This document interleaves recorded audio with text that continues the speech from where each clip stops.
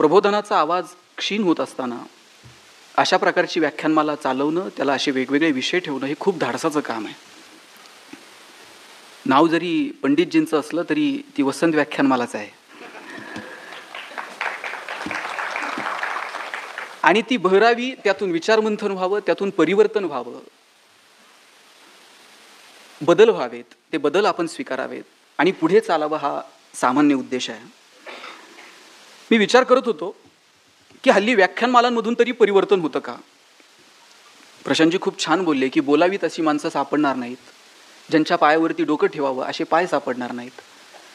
खरं तर परिवर्तन हे का होत नाही असा प्रश्न मलाही पडला होता की आपण फक्त बोलतोय बोलतोय बोलतोय, खरंच आपल्या बोलण्यानं परिवर्तन होतं का?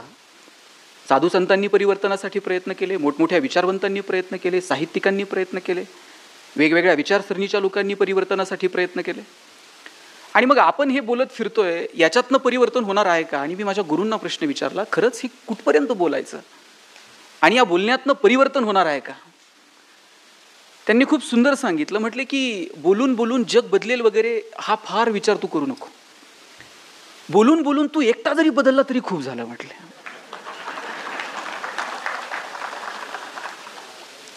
आणि मग मी विचार करायला लागलो की खरंच आपण तरी बोलून बोलून बदलतोय का? आपलं बदलणं सुद्धा खूप महत्वाचं आहे. जेव्हा आपल्याला बोलायचा अधिकार प्राप्त होईल, त्या अधिकारासाठी तरी आपण बदलणं गरजेचं आहे. मी त्यांना विचारलं की परिवर्तन का नाही? त्यांनी खूप सुंदर सांगितलं, आपल्याकडं झालंय असं, ज्या गोष्टी श्रवणीय आहेत, ज्या गोष्टी वाचनीय आहेत, त्या लोकांनी वर्तनात आणल्या, आणि ज्या गोष्टी खरं तर वर्तनीय आहेत, वर्तनात येणं गरजेचं आहे, त्या लोकांनी श्रवणापुरत्या वाचनापुरत्या मर्यादित ठेवल्या. त्याला कृतीची जोड नाही. त्यांनी उदाहरणासहित सांगितलं, आपल्याकडे 2 धर्मग्रंथ आहेत, एक आहे रामायण आणि दुसरा आहे महाभारत. इथे नगरमध्ये जर रामकथा आयोजित केली तर अशी प्रचंड गर्दी होईल ऐकायला. महाराज सांगायला लागतील, राम वनवासाला निघाला, आमच्या डोळ्यात पाणी येईल, पदर आपोआप डोळ्यांकडे जाईल. 7 दिवस आम्ही एकरूप होऊन रामकथा ऐकू, आणि 7व्या दिवशी फक्त महाराजांनी सांगायचं, पोरांनो, राम जसा वागला ना तसं वागावं लागतं. छे, ते वागायचं असतं का? ते ऐकायचं असतं महाराज. जे वर्तनीय आहे ते वाचनीय केलं, आणि जे वाचनीय आहे ते वर्तनीय केलं. जे महाभारत, त्यातली गीता वर्तनीय आहे, ते बाजूला ठेवलं, आणि इतर प्रकरण मात्र आम्ही वर्तनात आणण्याचा प्रयत्न केला. पटेल असं सांगतो, आपल्याकडे मुलगी पाहायचा कार्यक्रम असतो, आणि मुलगी पाहायला गेल्यानंतर तिला काय प्रश्न विचारतात? म्हणजे तुमच्या पिढीने हे कार्यक्रम अनुभवले आहेत, हल्ली आम्ही संधीच देत नाही कोणाला पाहायला जाणं, विचारणं वगैरे. ठरलेले प्रश्न असतात, नाव काय, गाव काय, स्वयंपाक येतो का, अजून जन्मतारीख काय, मामा कुठले, आत्या कुठली, आणि फार फार तर जरा थोडीशी आध्यात्मिक पार्श्वभूमी असणारे आईवडील असतील तर ते विचारतात, बाई तुला अध्यात्मातलं कळतं का?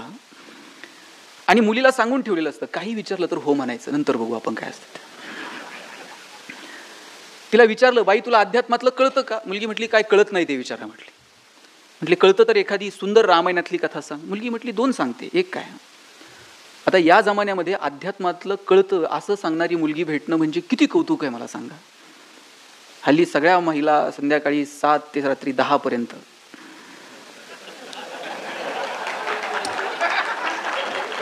तुला पाहते रे, ते तुला पाहते रे पासून तर आहे ना, म्हणजे वयाची सुद्धा मर्यादा राहिली नाही सारे त्या सगळ्या गोष्टी. म्हणजे महिलांना घरात काय कमी जास्त याच्याकडे लक्ष नाही, म्हणजे आपल्या संसारासाठी काय करावं याही पेक्षा ते शनायाचं आणि गुरुचं, राधिकाचं नीट चाललंय का, राणादादाचा पाय नीट झालाय का, याच्यात जास्त इंटरेस्ट आहे. आणि अशा परिस्थितीत म्हणे अध्यात्मातलं कळतं. मुलीनं सुंदर 2 रामायणातल्या कथा सांगितली, इतका आनंद झाला. म्हटले मुलीला अध्यात्मातलं कळतं, होकार कळवा. होकार कळवला, जेवणं बिवणं आटपली, आणि जाता जाता मुलाचे वडील म्हटले, बाई मगाशी रामायणातली कथा सांगितली, आता एखादी महाभारतातली सांगशील का? महाभारतातली सांगशील का म्हटल्याबरोबर पोरगी म्हटली, छे ते सांगायचं असतं का? तुमच्या घरात नांदायला आल्यावर होतेच की आपोआप. म्हटलं जे वर्तनीय होतं ते वाचनीय किंवा श्रवणीय केलं, आणि जे निवळ वाचनीय किंवा श्रवणीय असावं ते मात्र वर्तनात आणलं, आणि म्हणून परिवर्तन नाही. या समाजाचं सगळ्यात मोठं नुकसान जर कुणी केलं असेल ना तर ते वाईट लोकांनी नाही केलेलं. या समाजाचं नुकसान वाईट लोकांच्या सक्रियतेनं जितकं केलं ना, त्याही पेक्षा जास्त सज्जनांच्या निष्क्रियतेनं केलेलं आहे. वाईट तर कालही सक्रिय होते, आजही आहेत आणि उद्याही असतील. पण स्वतःला सज्जन समजणारी माणसं कमालीची निष्क्रिय झाली. मला काय त्याचं, ही जी भावना आहे ना, ठीक आहे चल त्याचं तो बघेल, ही जी भावना मनात आली ना, तिथून समाजाचं नुकसान व्हायला लागलं. म्हणून स्वतःला सज्जन समजणारी माणसं थोडीफार सक्रिय होतील का? आणि येणाऱ्या पिढीनं अशा कामांमध्ये सक्रिय व्हावं, अशा आदर्श आपण येणाऱ्या पिढीसमोर निर्माण करणार आहोत का? प्रशांत भाऊ, आपण फार धाडसानं म्हटलात की आपण आपल्या वाडवडिलांचे, आज्या पंजांचे वाढदिवस, अमृत महोत्सव साजरे करावेत. अभिमानानं आपण येणाऱ्या पिढीला आपला इतिहास सांगावा. हे आतापर्यंत ठीक होतं, तुम्ही सांगू शकाल आमच्या वडिलांनी हे केलं, आमच्या आजोबांनी हे केलं. आता आमच्या पुढे खरं तर ही समस्या आहे की आम्ही असा कोणता आदर्श निर्माण करणार आहोत की आमच्या नातवानं सांगावं की आमच्या आज्यानं असं कर्तृत्व केलं. थोडंसं आत्मपरीक्षण केल्यानंतर कळेल की आपल्या नातवानं काय सांगायचं, माझ्या आज्यानं काय केलं. माझा आजा असला डेंजर होता, पंक्तीत बसला का 50 लाडू खायचा. माझ्या आजोबा असले डेंजर होते, राग आला का आजीला तांबे फेकून मारायचे. आम्ही सांगणार काय आहोत? आमच्या आजोबांनी असं समाजहितासाठी नेमकं काय केलं की ज्यांचं स्मरण आम्ही ठेवावं? खरं तर हा प्रश्न आहे की आम्ही आमच्या नातवांसमोर नेमका कुठला आदर्श ठेवणार आहोत? आम्ही काय सांगायचं? काश्मीरच्या स्वातंत्र्य लढ्यात आम्ही व्हॉट्सअपवर सैनिक होतो, आम्ही अशी फेसबुकची भिंत लढवली, अशा कमेंट्स, अशा काय ती चिरफाड. आम्ही काय सांगणार काय आहोत येणाऱ्या पिढीला? आम्ही कुठला आदर्श त्यांच्या समोर ठेवणार आहोत? मुळात हाच प्रश्न आहे की आदर्श आम्ही काय, आणि आदर्श हे बोलण्यातून नाहीच, ते वागण्यातूनच निर्माण होणार आहेत. बोलून जर आदर्श निर्माण होत असते तर मग सगळ्यांनी घरात गेल्याबरोबर भाषणं सुरू केली असती पोरांसमोर. पण बोलण्यातनं आदर्श निर्माण होत नाहीत. आदर्श निर्माण होतात तुमच्या कर्तृत्वातनं, तुमच्या वागण्यातून.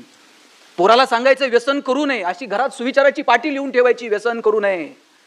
आणि घरी गेल्यावर बापच पोराला सांगते जा जरा चुलीव सिगरेट पिटू ना. ते पोरग आपल्या पुढचे असं येते बापाकडे जसं ऑलिम्पिकची ज्योत घेऊन आले. बाप कानातनं धूर काढतो, नाकातनं धूर काढतो, हे सगळ्या गावात सांगतं जादूगार बाप आहे, कानातनं धूर काढतो. तुम्ही काय पेरायचं ठरवलंय? कुठल्या प्रकारचा आदर्श येणाऱ्या पिढीसमोर निर्माण करायचं ठरवलंय? मला वाटतं हे प्रश्नचिन्ह आहे.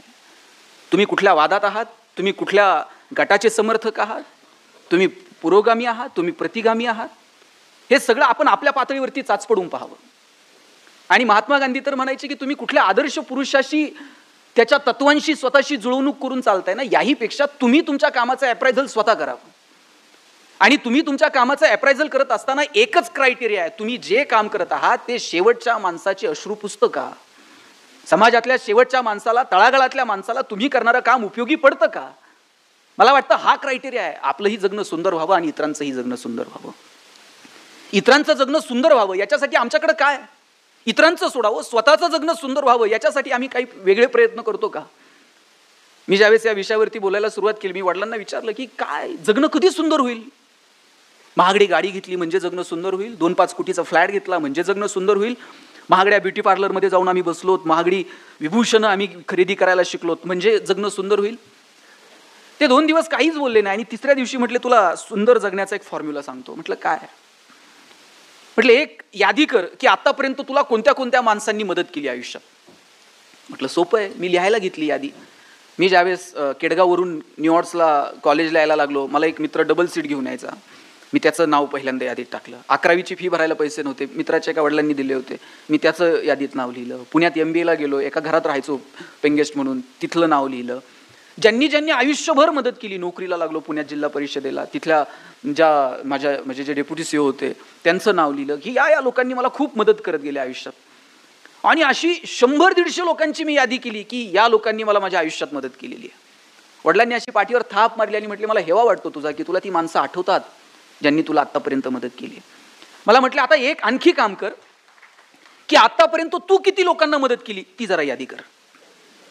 मग मी ती पण यादी करायला सुरुवात केली की मी माझ्या मित्राला अमुक गोष्टीत मदत केली, ती इकडे हे केलं ते केलं. अशी 5-7 लोकांची यादी मी वडिलांच्या समोर मांडली. या 7 लोकांना मी आतापर्यंत मदत केली आहे. त्याने बाळा सुखी जीवनाचं आणि आनंदी जीवनाचं एकच रहस्य सांगतो, दुसरी यादी पहिल्या यादीपेक्षा ज्या दिवशी मोठी होईल ना त्याच्यापेक्षा दुसरा कोणताही फॉर्म्युला नाही.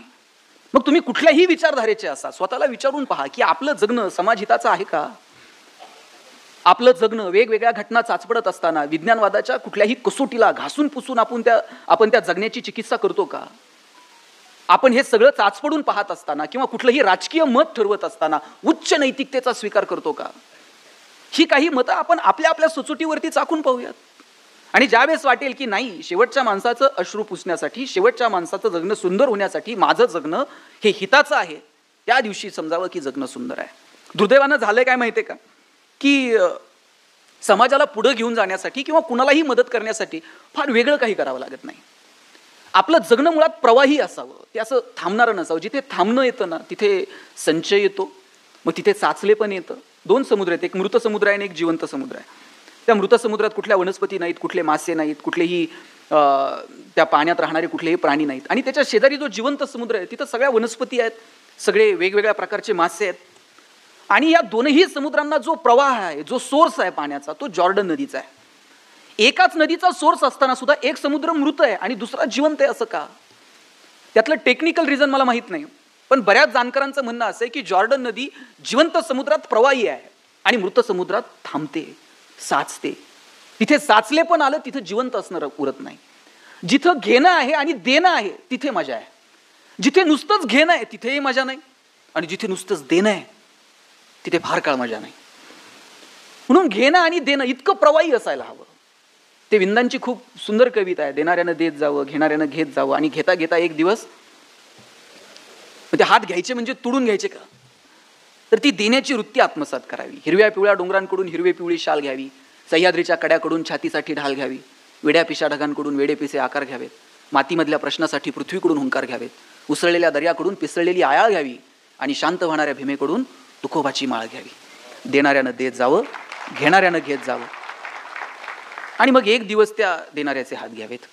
ही देण्याची वृत्ती आम्ही आत्मसात केली आहे का? हे देणं आमच्यामध्ये आहे का? आणि द्यायला काय लागतं? एकतर पैसे लागतात, एकतर वेळ लागतो, एकतर कष्ट लागतात, किंवा ज्ञान लागतं. कुठलाही समाज पुढे घेऊन जायचा असेल, तुमच्याकडे पैसे आहेत तर पैसे द्या, तुमच्याकडे वेळ आहेत तर वेळ द्या, तुमच्याकडे ज्ञान आहेत तर ज्ञान द्या, तुमच्याकडे कष्ट करण्याची ताकद आहे तर कष्ट द्या.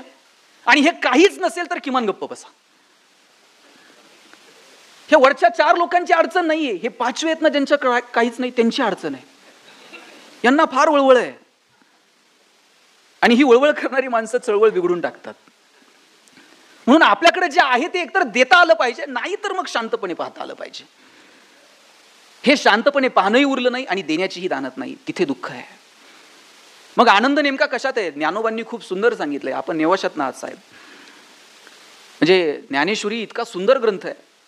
खरं तर तो जगण्याची प्रेरणा देणारा आहे. आणि ते ज्ञानोबा सुखाविषयी आनंदाविषयी बोलताना सांगतात, किंबहुना सोय जीव आत्मयाचेल आहे, तेथ जे होय तया नाम सुख. ज्ञानोबा सांगतात आत्म्याशी जे संबंधित आहे ना त्याला सुख म्हणावं. खरं तर ही तरुणांनी अभ्यासाचा ग्रंथ आहे ज्ञानेश्वरी. आपला असा समज आहे की 60-70 उलटल्यानंतर रिटायरमेंट नंतर निवांत वाचू. ज्ञानेश्वरी वगैरे वाचणं हे मुळात ज्ञानेश्वरी वैराग्याकडे घेऊन जात नाही, जीवन जगण्याची कला शिकवणारा ग्रंथ आहे. आणि तो तरुणांनी का वाचावा सांगितला एका तरुणानं. वयाच्या 16व्या वर्षी सांगणारा ग्रंथ 61व्या वर्षी का वाचावा? आणि बरं, ती ज्ञानेश्वरी ज्या गीतेवरची टीका आहे ती कुणी सांगितली? ती सुद्धा भगवान श्रीकृष्णाने सांगितली, तारुण्यात सांगितली. आणि कुणा येऱ्यागबाळ्याला सांगितली का?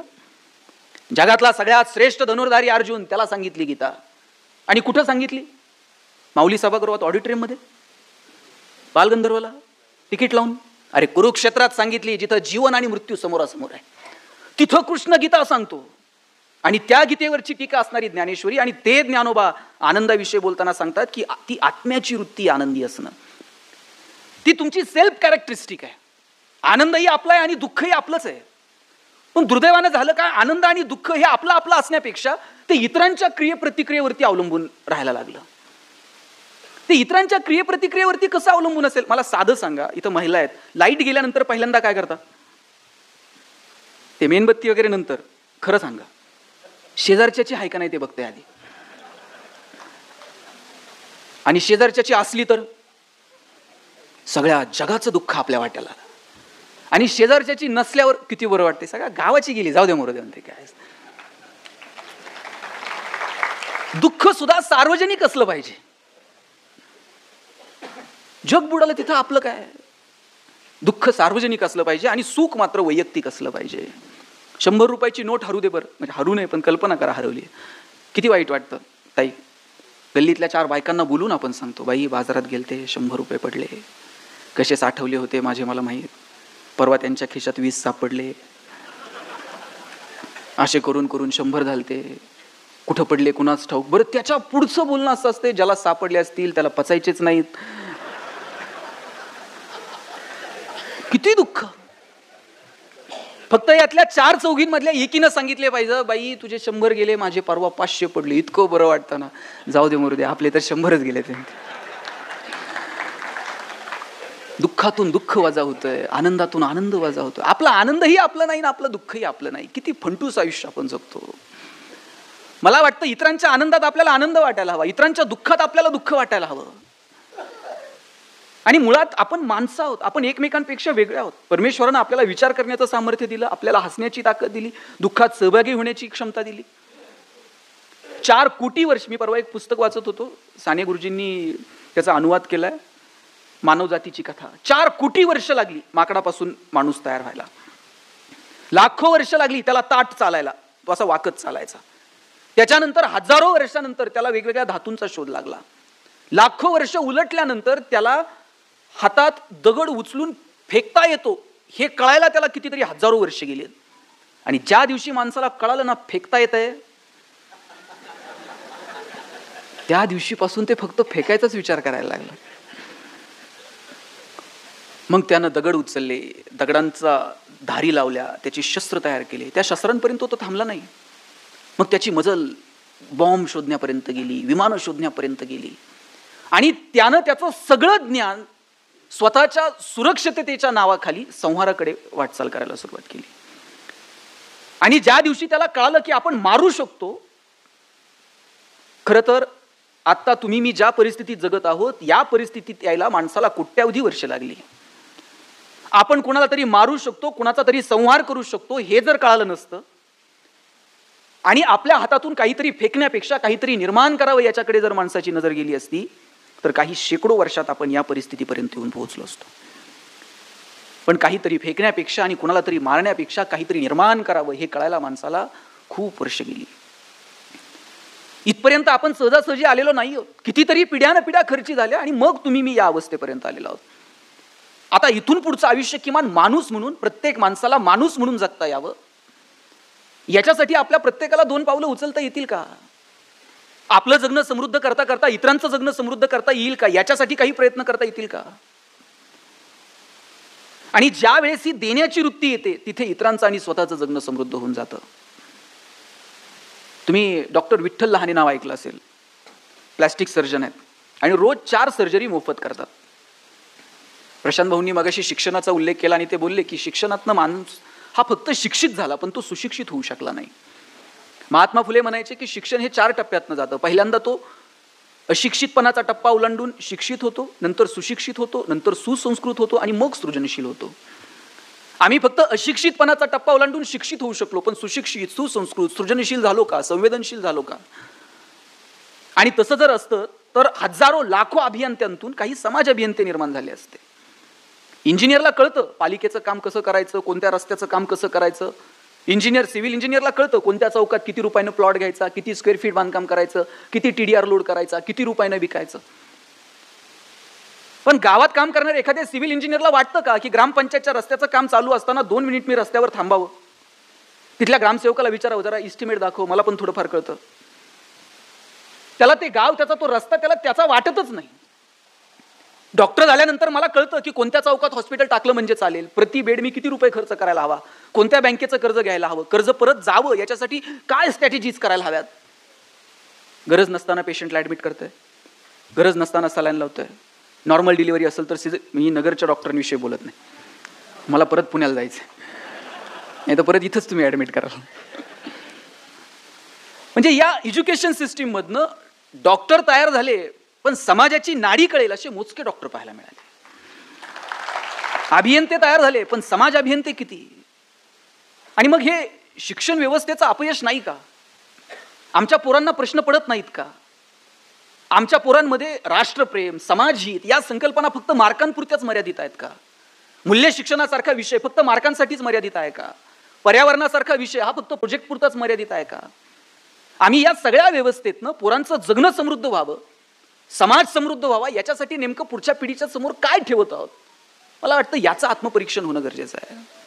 आणि जोपर्यंत आम्ही मार्कांसाठी धावणारी पोरं, आमची शिक्षण व्यवस्था फक्त आणि फक्त त्या उदरनिर्वाहापर्यंत नेऊन जोडली आणि त्याचे अतिशय वाईट परिणाम येणाऱ्या काळात आपल्याला भोगावे लागणार आहेत. मी डॉक्टर विठ्ठल लहानेंचं नाव सांगत होतो. प्लॅस्टिक सर्जन आहेत आणि रोज 4 सर्जरी मोफत करतात. डॉक्टरांची आणि माझी एका सोलापूरच्या एका विवाह सोहळ्यात भेट झाली होती. तिथे त्यांचं भाषण ऐकलं. ते सांगत होते की मी रोज 4 सर्जरी मोफत करतो, पण लहान असताना एकदा माझी आई मला म्हटली होती शेजारच्या मावशीची साडी घेऊन ये. मी शेजारच्या मावशीची साडी आणली आणि आईला आणून दिली. आईनं 4 दिवसांनी घडी घालून धुवून दिली आणि सांगितलं नेऊन दे. मी नेऊन दिली. आईला विचारलं, आई शेजारच्या मावशीची साडी का मागितली? आई म्हटली लग्नाला जायचं होतं आणि लग्नाला घालून जावी अशी एकही साडी माझ्याकडे नव्हती, म्हणून शेजारच्या मावशीची आणली. टचकन डोळ्यात पाणी आलं की आपल्या आईकडे लग्नाला घालून जावी अशी एकही साडी नसावी.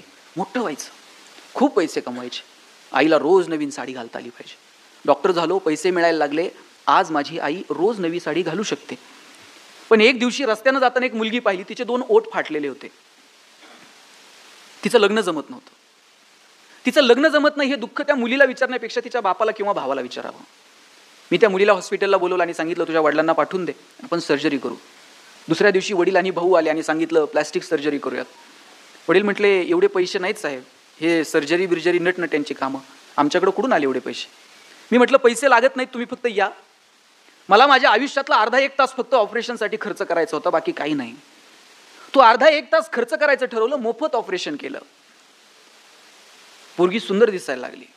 6 महिन्यांनी लग्न जमलं. भाऊ पेढे घेऊन आला. एका हातात पेढा होता आणि दुसऱ्या हातात आयुष्यातली सगळी प्रॉपर्टी होती.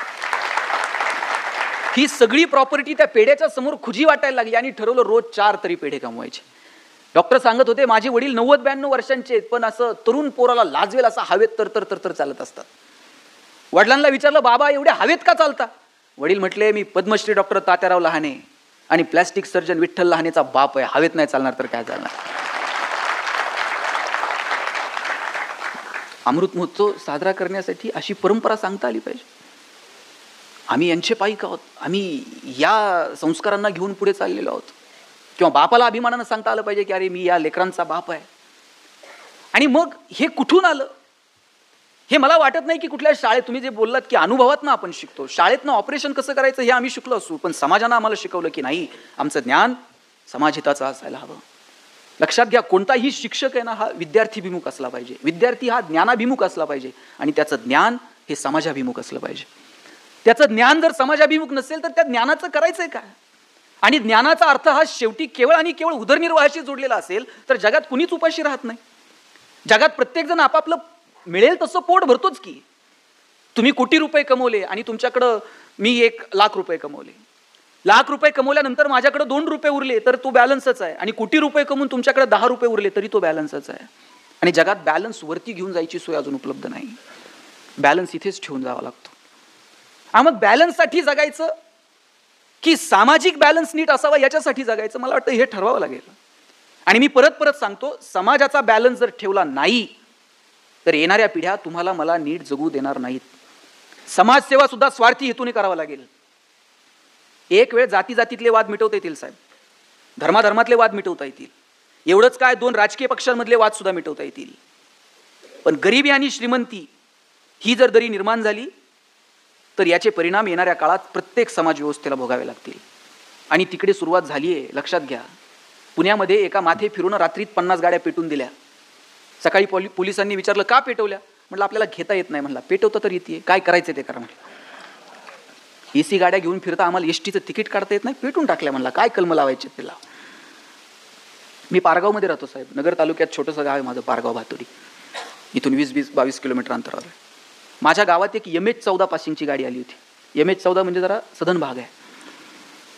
गाडी आली तशीच काच खाली घेतली. ड्रायव्हरच्या डोळ्यावर असा महागडा गॉगल होता. त्यानं गॉगल बिगल न काढता असंच एका लहान पोराला विचारलं पारगाव कुठे रे? आता गाडी पारगावतच आहे. त्या पोराला विचारलं पारगाव कुठे? तो म्हणला पारगाव ना 10 किलोमीटर पुढे जा. म्हणला वडगाव लागतं. तिथं कुणालाही विचारलं सांगताय म्हणलं पारगाव कुठे. मी पळत गेलो. म्हटलं खोटं का सांगितलं? म्हणलं MH14 आहे, काय कमी? म्हणला जाते पुढे येते की मागं. म्हणलं